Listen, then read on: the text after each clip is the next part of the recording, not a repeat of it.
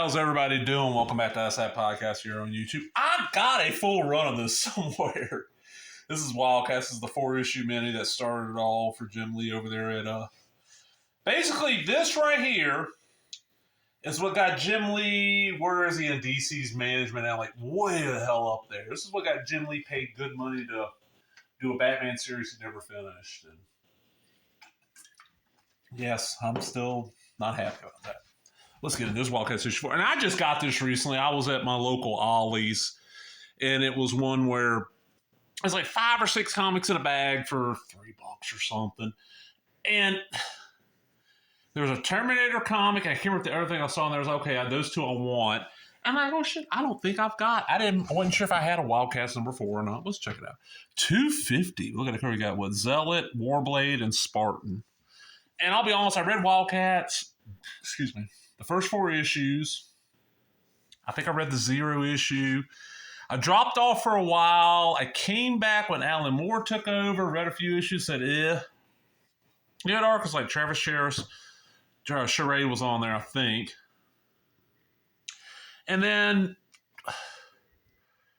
the only WildCATs I've read since then I thought was good was what 3.0, which I thought was really well done. I mean, and I heard praise for the Moore run. To me, Wildstorm, which is the start of the Wild Junior War, Stormwatch is better.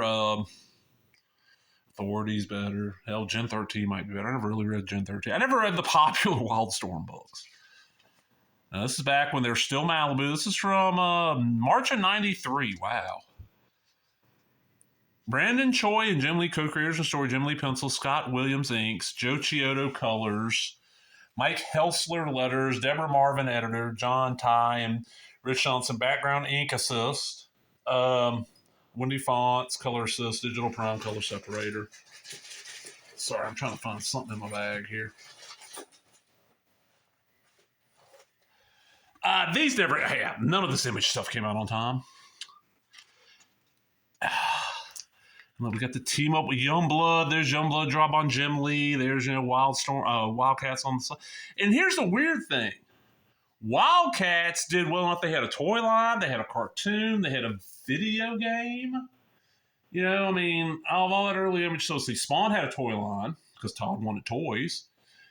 Had a video game and had a cartoon, but the cartoon and a movie. Cyberforce had those little metal figures. Youngblood, same thing. I think Youngblood got some stuff through Todd's toys. Like a lot of this early image stuff did more than just comics. Even though what hurt it for me was when the stuff I was like, okay, it's slightly better superhero stuff that I'm getting from the big two. Story wise, art's a little bit better, but it's coming out late. If I don't read late stuff, I'll just get regular indie stuff. And I kind of fell out. I read the first storyline of most of these. Like, Savage Dragon was the only one I really stuck around with. I read the entire miniseries and the ongoing series till probably somewhere around issue 50s when I dropped off on that one. This is nice white Mando paper. It looks Spartan fall apart. There's a robot. Warblade was like a liquid metal guy. Yeah, I did not get huge into WildCATs. Brett Booth was doing issue 0. Wow.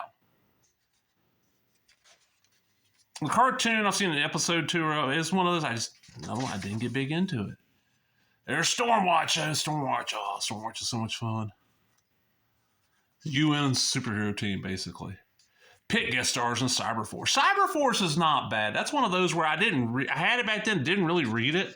I read it, I was like, okay, this is not horrible. This is a lot better than I expected it to be. If I remember right, this is the comic where, Dan Quayle is an alien.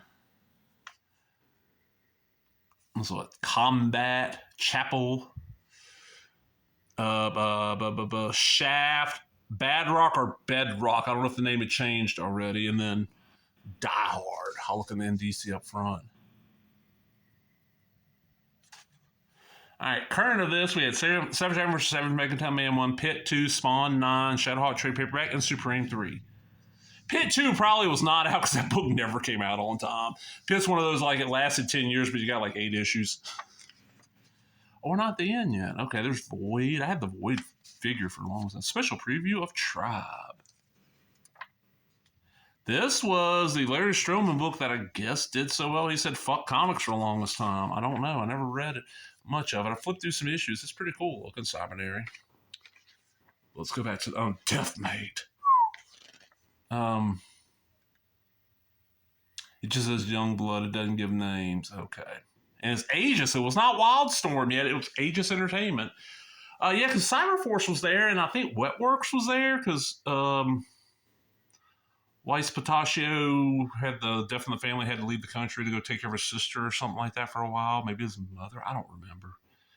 It's a cool. I'm glad I got this. It was worth finding in that bag, and now I'm gonna dig out 1, 2, and 3 and read it all, because I read them back in the day, but these things came out. So, like, you got issue 1, then, like, 3 months later, issue 2 came out, and then maybe, like, 6 months later, issue 3, you're like, oh, fuck.